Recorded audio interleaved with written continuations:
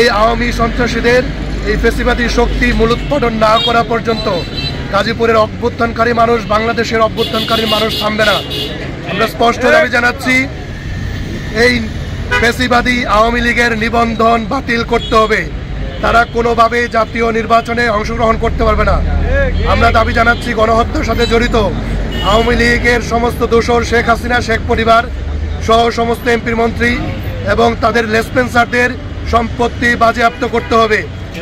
আমরা দাবি জানাচ্ছি, গতকালকে গাজীপুরের হামলার ঘটনায় জড়িত আওয়ামী সন্ত্রাসীদের সবাইকে গ্রেপ্তার করে দ্রুত শাস্তির মুখোমুখি করতে হবে।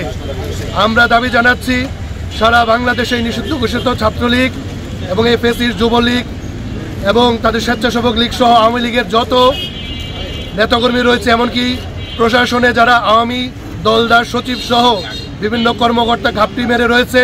এবং গতকালকে দেখেছেন গাজীপুরের পুলিশের পক্ষ থেকে কোনো ধরনের সহযোগিতা উদ্ধার তৎপরতা চালানো হয় নাই। স্যান্ডেলিনা সো, রূপচর্চায় আভিজাত্য। এর সাথে যারা যারা জড়িত, সেটি গাজীপুর থেকে শুরু করে সারা সমস্ত বাংলাদেশের, তাদেরকে সেখান থেকে অপসারণ করতে হবে। এদেশের সাধারণ মানুষ গণঅভ্যুত্থানে অংশ নিয়েছে, ছাত্র জনতা অংশ নিয়েছে। 2000-এর মতো ভাই বোনরা শাহাদাত বরণ করেছে, 50,000-এর মতো ভাই বোনরা অঙ্গহানির শিকার হয়েছে, পঙ্গুত্ব বরণ করেছে।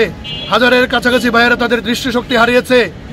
শহীদদের রক্তের উত্তরসূরি হিসেবে এই বাংলাদেশের মানুষ অবশ্যই এই আইন শৃঙ্খলা পরিস্থিতির উন্নতি দেখতে চায়। 400-র মতো ছেলেপেলে বের হয়েছে রামদা অস্ত্র নিয়ে, দেশীয় অস্ত্র নিয়ে বের হয়েছে।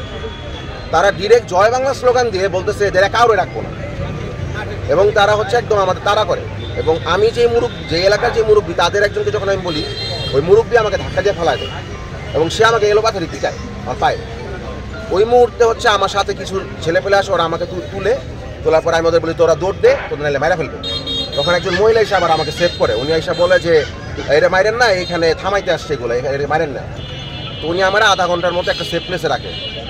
তো ওই আধা ঘন্টায় হয়েছে কি, আমি পুলিশ প্রশাসনের সব জায়গায় সবাইকে ফোন দিচ্ছি। ফোন দেওয়া অবস্থায় আমি কারো কোনো রেসপন্স পাচ্ছিলাম না। আমি এইভাবে পর্যন্ত বলছি যে আপনাদের আমি পায়ে ধরি, আপনারা ফোর্স আসেন, এখানকার অবস্থা খুবই খারাপ। তারা আমাকে বাসার নাম্বার জিজ্ঞেস করে, এলাকার নাম জিজ্ঞেস করে, তারপর জিজ্ঞেস করে যেখানে কয়জন আছে। আমি কি এখানে গুনছি কয়জন আছে?